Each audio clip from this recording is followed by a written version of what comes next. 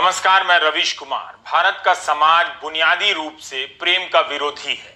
किसी को प्रेम ना हो जाए, अपनी पसंद से जाति या धर्म के बाहर शादी ना हो जाए, इस आशंका में डूबा रहता है, डरा रहता है। एक ऐसा समाज जो सोते जागते हिंदी सिनेमा में गीतों के नाम पर प्रेम गीत ही सुनता है, प्रेम से इतना डरता है कि डर का भूत खड़ा करता है। उसी एक भूत का नाम है लव जिहाद। वैसे तो ये हिंदू मुस्लिम नेशनल सिलेबस का हिस्सा है। बेवक्त और बेजरूरत इसके छेड़ने का मतलब यही है कि किसी को यकीन है कि भारत के समाज को हिंदू बनाम मुस्लिम के भूत से अभी और डराया जा सकता है, उसे अंधेरी कोठरी में कैद रखा जा सकता है ताकि उसे अपने आसपास की आर्थिक तबाही नजर ना आए।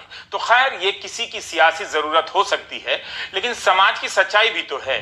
उस समाज से आप उम्मीद ही क्या करें जहां 90% संबंध दहेज के सामान से तय होते हों। वहां प्रेम कितना ही होगा आप जानते हैं। इसलिए जिसने प्रेम की जगह कार और वॉशिंग मशीन को प्रेम समझा, उसी से उम्मीद भी की जानी चाहिए कि वह लव जिहाद के भूत को खड़ा करेगा, सही मानेगा।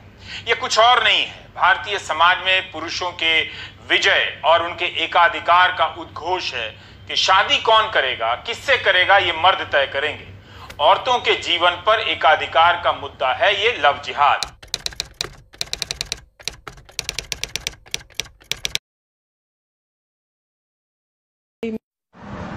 मेरा नाम नेहा है, मैं बुराड़ी की रहने वाली हूँ। 2 साल पहले नफीस खान नाम के आदमी से मेरी शादी हुई थी, जो कि उसने अपने प्यार के जाल में फंसा करके मुझसे शादी की। शादी से पहले तो वो यूँ बोलता था कि तू अपने धर्म मत बदलियो, तुझे पूजा पाठ करनी है तो करियो, मुझे कोई एतराज नहीं। शादी होने के 1.5 महीने बाद से उसने मुझको दबाव बनाना स्टार्ट कर दिया कि नमाज पढ़, रोजा रख। मैंने इस चीज पे एतराज किया तो उसने मुझे मारा पीटा भी और जबरदस्ती मुझे मांस खिलाता था भैंस का।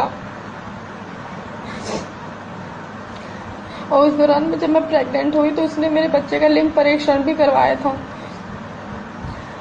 तो डॉक्टर ने कहा कि लड़का है, तो उसने मुझे कुछ नहीं कहा।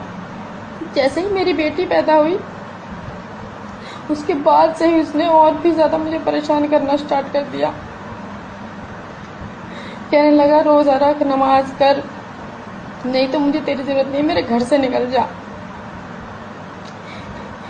नहीं तो मीट खा, तू अभी पक्की मुसलमान नहीं बनी है, गौ मांस खा, भैंस का मांस खा, तब जाके तू मुसलमान बनेगी।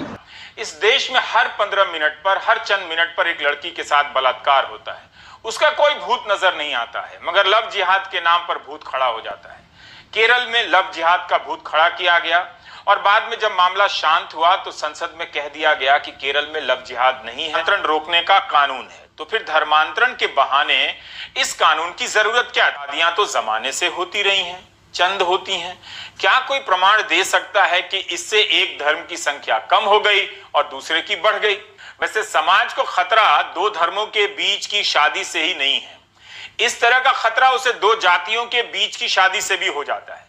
लोग लाठी लेकर पहुंच जाते हैं, शादी करने वाले जोड़े को जला देते हैं, हत्या कर देते हैं, लेकिन दुनिया में कहते हैं कि भारत विश्व गुरु है।